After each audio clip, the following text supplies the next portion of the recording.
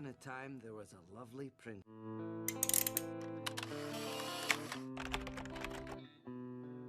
Assalamualaikum warahmatullahi wabarakatuh. Saya Pak Roni, kebetulan Pak Roni ngajar di PKWU kelas 11. Dan di sini Pak Roni akan membacakan visi dari SMK Wahid Hasyim, yaitu 1. Unggul di bidang iptek, cerdas, mandiri, berahluan ahlus sunnah wal jamaah. Ya, itu di sini kita lari ke pelajaran, yaitu di sini ada pelajaran 3.4 ya kan. Dan di A ini proses kerja pembuatan prototipe, itu yang A ya. Terus pembuatan prototipe disebut dengan prototyping, tujuannya adalah sebagai penguji daya tahan bentuk produk usaha yang kita buat, gitu ya. Jadi kita harus membuat sebuah pengujian jadi usaha yang diinginkan. Jadi yang diinginkan usahanya itu apa aja, nanti kita bisa terapkan di pembuatan. Terus yang nomor 1 di sini, kegiatan prototyping sebagai artefak ya kan dalam pembuatan desain. Jadi prototipe dapat sebagai bentuk artefak baik dalam tingkat ya kan, dalam tingkat berdiri sendiri atau bagian dalam usaha desain, itu ya. Jadi kalau kalian membuat desain itu harus menentukan desain apa yang kalian buat, itu ya.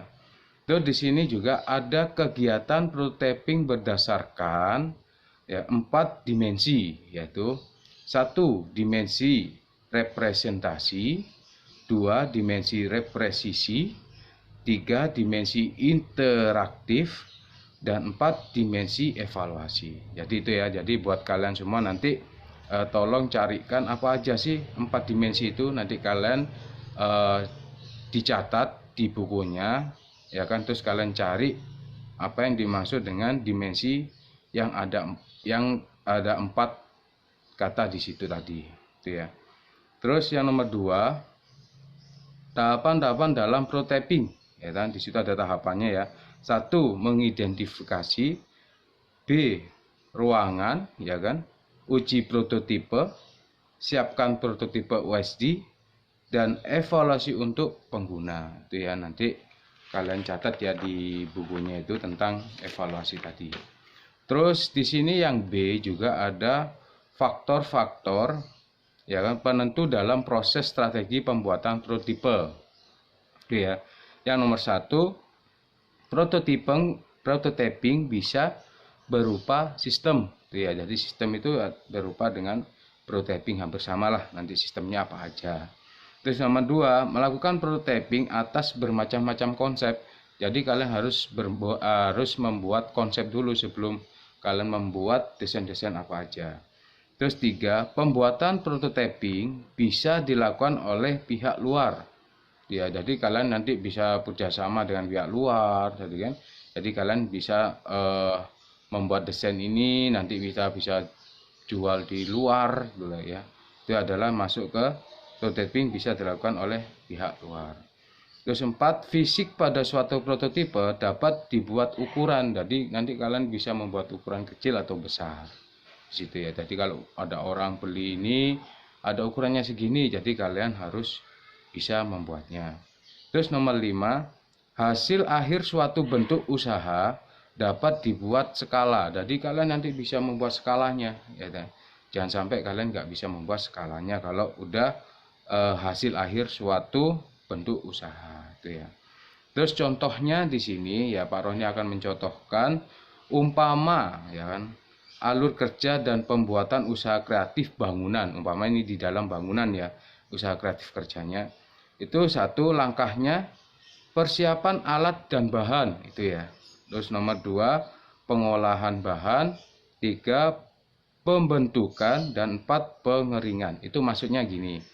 Jadi kalau umpamanya di pelajaran Pak Roni nanti kita membuat desain cangkir ya kan. Sebelum kalian membuat desain cangkir apa aja yang dibutuhkan? Contoh cangkir ya kan. Contoh nanti kertas tintanya nanti kita nempelkan di cangkirnya sesuai dengan desain. Habis itu nanti dipres ya kan. Setelah dipres nanti kita keringkan. Itu kalau dibuat desainnya Pak Roni itu ya. Jadi untuk pelajaran ini Pak Roni hanya mengasih tahukan jadi gimana sih cara untuk pembuatan desain gelasnya. Nanti kita ketemu lagi di video berikutnya.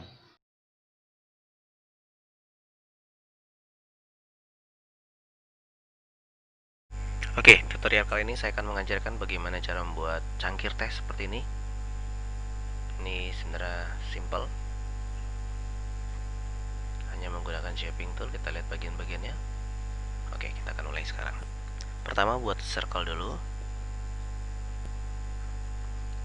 Nah, kemudian ini saya kasih tebal saja garisnya supaya kelihatan.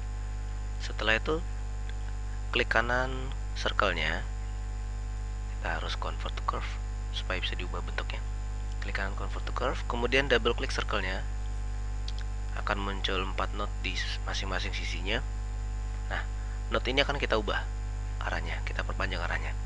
Klik yang knot sebelah kiri, tarik arahnya sedikit aja, jangan terlalu jauh. Nah, oke. Klik knot yang sebelah kanan, tarik ke bawah. Sudah cukup. Nah, kemudian kita akan potong bagian atasnya dengan menggunakan rectangle. Buat rectangle, satu rectangle. Tidak usah terlalu besar sekali, karena akan dibuang juga. Blok semuanya. Tunggu, ini kurang ke bawah. Blok semuanya, kemudian di trim. Sudah jadi. Ini dihapus saja kotaknya. Setelah itu kita akan buat bagian atas cangkirnya dengan menggunakan elips.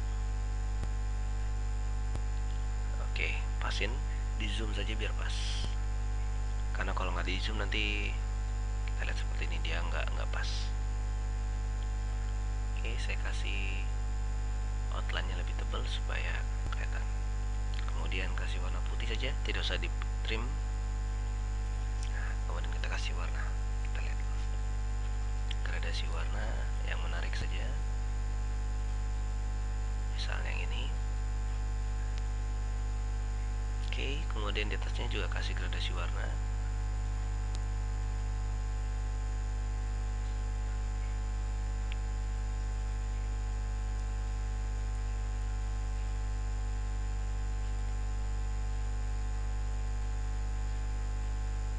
Nah, sudah. Kemudian di grup supaya dia tidak terpisah lagi.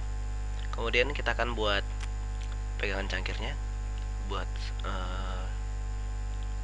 2 buah elips. Oke, lihat nih. Mungkin kalau misalnya perlu dikasih warna, kasih warna.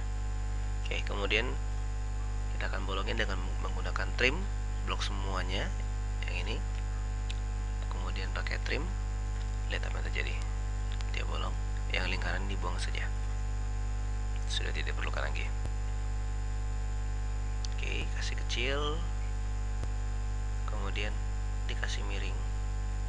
Setelah itu klik kanan order back of layer, kasih belakang, bagian belakang. Sudah. Oke, samakan warnanya. Kemudian di grup lagi. Saya kasih outline biar sama, 1 sama 2. Nah, di grup. Oke. Setelah itu buat alas cangkirnya, buat aja elips. 3 buah elips, pakai duplikat juga boleh atau copy paste.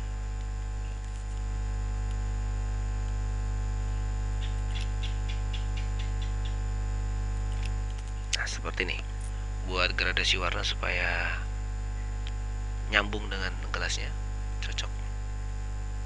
Oke, kemudian blok semua alasnya,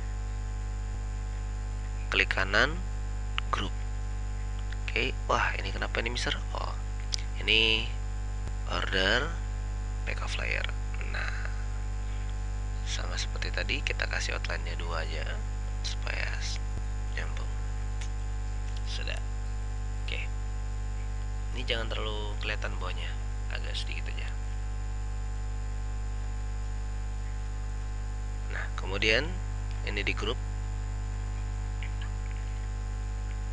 Setelah itu kita akan buat asapnya. Kita akan buat pakai Bezier tool. Buat 2 titik atau 1 garis, klik. Nah, tidak apa-apa miring, tidak harus lurus. Kemudian double klik garisnya. Kemudian pas di garisnya, klik kanan, pilih to curve. Ada 2 node seperti ini sama arahnya. Nah, yang di bagian atas geser ke satu arah, misalnya sebelah kiri. Yang bagian bawah geser ke arah yang berlawanan. Nah, seperti ini. Ini saya kasih kecil saja biar kelihatan.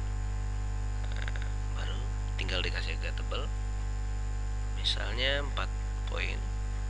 Dikasih warna, mungkin warna seperti abu-abu.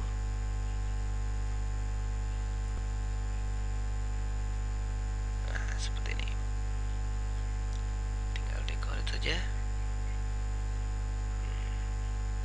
Duplicate 3 saja. Kalau mau boleh banyak lagi nggak masalah. Ini tinggal bagaimana kreativitas saja.